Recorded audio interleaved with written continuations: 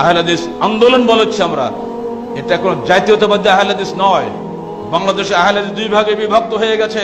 একদল জাতীয়তাবাদী আহলে হাদিস, বাপের ঘরের আহলে হাদিস, ওরা মনে করে রফাদান করি আমিন বলি আমি তো পাক্কা আহলে হাদিস হয়ে গেছি।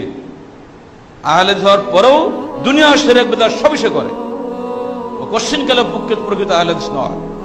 আরেক দল আহলে হাদিসের আকীদা বিশ্বাসী, যেটাকে বলে আহলে হাদিস আন্দোলন, নিজের ভিতরের মধ্যে আন্দোলন শুরু হবে, আমি করছি কি, প্রতি পদে পদে সে পা ফেলবে আর ভাববে এই কাজটা যে করছি আল্লাহ রসুলের অনুমোদন আছে কিনা, এই কাজটা যে করছি যে কোরআন হাদিসের বিধানে সম্মত হচ্ছে কিনা।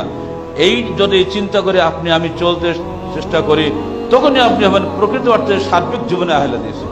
আপনারা কি চান জীবনের এক অংশে আহলে হাদিস হতে আর এক অংশে আহলে ইবলিস হতে?